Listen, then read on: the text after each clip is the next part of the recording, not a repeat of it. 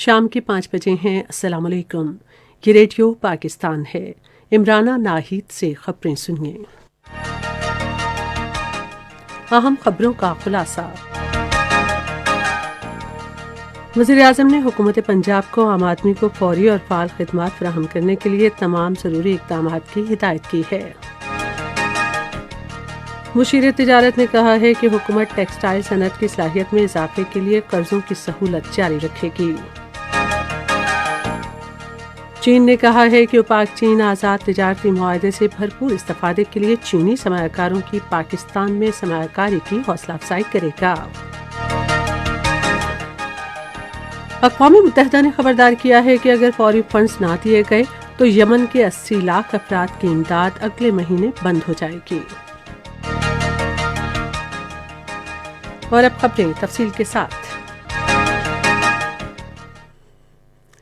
وزیراعظم عمران خان نے ہدایت کی ہے کہ عوام کو زیادہ سے زیادہ سہولت اور معیاری خدمات کی فراہمی یقینی بنانے کے لیے مؤثر اقدامات کیے جائیں۔ آج لاہور میں پنجاب کے وزیر اعلیٰ سردار عثمان بزدار سے گفتگو کرتے ہوئے وزیراعظم نے لوگوں کے جان و مال کے تحفظ، قبضہ مافیا اور شرپسند عناصر کے خلاف سخت کارروائی کی بھی ہدایت کی۔ ملاقات کے دوران وزیراعظم کو صوبے میں جاری ترقیاتی منصوبوں، سول انتظامیہ اور امن و امان سے متعلق امور پر بریفنگ دی گئی۔ وزیراعظم نے کہا ہے کہ انتخابات میں جعل سازی کے ذریعے مخالفین کے ووٹ مسترد کیے جانا بھی ایک وجہ ہے کہ فرسودہ سوچ رکھنے والے الیکٹرانک ووٹنگ مشینوں کی مخالفت کر رہے ہیں۔ آج ایک ٹویٹ میں انہوں نے کہا کہ خیبر پختونخوا میں بلدیاتی انتخابات کے دوران 2 بار مہر لگانے کی وجہ سے مسترد کیے گئے ووٹوں کا مسئلہ ایک بار پھر سامنے آیا ہے۔ انہوں نے کہا کہ 2013 کے عام انتخابات سے متعلق عدالتی کمیشن کی رپورٹ میں بھی یہی مسئلہ سامنے آیا تھا۔ انہوں نے ایک گراف بھی شیئر کیا جس میں دکھایا گیا ہے کہ مسترد شدہ ووٹ فتح کے مارجن سے زیادہ ہیں۔ حکومت نے ٹیکسٹائل کی صنعت کی استعداد بڑھانے کے لیے ٹیکسٹائل پالیسی کی منظوری دی ہے تاکہ ٹیکسٹائل برآمدات میں پائیدار اضافہ یقینی بنایا جائے۔ آج اسلام آباد میں نیوز کانفرنس سے خطاب کرتے ہوئے مشیر تجارت رزاق داؤد نے کہا کہ وفاقی کابینہ نے کل اپنے اجلاس میں اس پالیسی کی منظوری دی۔ مشیر تجارت نے کہا کہ پالیسی کا ایک بڑا مقصد ٹیکسٹائل کی صنعت کو بین الاقوامی مسابقتی نرخوں پر بجلی اور گیس فراہم کرنا ہے۔ رزاق داؤد نے کہا کہ حکومت نے بجٹ میں خام مال کی درآمدات پر ڈیوٹی کم کر دی ہے۔ اس پالیسی میں بھی ٹیرف کو معقول بنانے کے عمل کو برقرار رکھا گیا ہے۔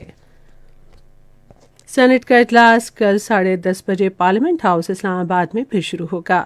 اجلاس میں قانون سازی کے علاوہ قومی اور بین الاقوامی اہمیت کے امور پر بحث ہوگی۔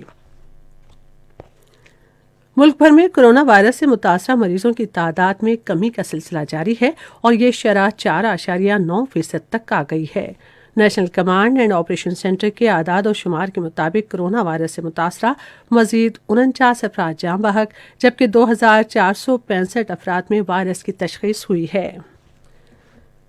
چین نے کہا ہے کہ وہ سرسبز ترقی کی راہداری کی تعمیر، صحت اور ڈیجیٹل معیشت، چین پاکستان آزادانہ تجارت کے مکمل استعمال اور پاکستان کے زرعی مصنوعات میں اضافے کی غرض سے پاکستان میں سرمایہ کاری کے لیے چینی کمپنیوں کی حوصلہ افزائی کرے گا۔ یہ بات چینی وزارت خارجہ کے ترجمان وانگ ونبن نے بیجنگ میں اپنی معمول کی پریس بریفنگ کے دوران ایک سوال کے جواب میں کہی۔ انہوں نے کہا کہ وزیراعظم عمران خان کے دورہ چین اور بیجنگ 2022 سرمائی اولمپکس کی افتتاحی تقریب میں شرکت چین اور پاکستان کے باہمی تعاون کی شاندار روایت کی عکاس ہے۔ یمن میں اقوام متحدہ کے خصوصی نمائندے ہینس گرنبرگ نے کہا ہے کہ وہ کثیر جہتی عمل کے قیام سمیت ایک جامع سیاسی تصفیہ کی جانب بڑھنے کے لیے ایک لائحہ عمل تیار کر رہے ہیں۔ انہوں نے ایک بیان میں کہا کہ ہم یمن کے تنازع کے پائیدار حل کے لیے تجاویز لینے کی غرض سے متحارب گروپوں اور سیاسی جماعتوں سمیت یمن کے متعلقہ فریقوں سے بات چیت کریں گے۔ ادھر اقوام متحدہ نے خبردار کیا ہے کہ اگر فوری طور پر ضروری فنڈز نہ مہیا کیے گئے تو اگلے ماہ سے یمن میں 80 لاکھ افراد کو فراہم کی جانے والی انسانی امداد روک دی جائے گی۔ ایک بیان میں اقوام متحدہ کی انسانی امداد کی سربراہ مارٹن گرفس نے یمن میں حالیہ امداد میں کہا کہ کمی کی کوئی مثال نہیں ملتی۔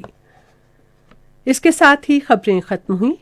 مزید خبروں اور تجزیوں کے لیے ہماری ویب سائٹ ہے radio.gov.pk اور فیس بک کے link radio Pakistan news official پر براہ راست ویڈیو اسٹریمنگ بھی ملاحظہ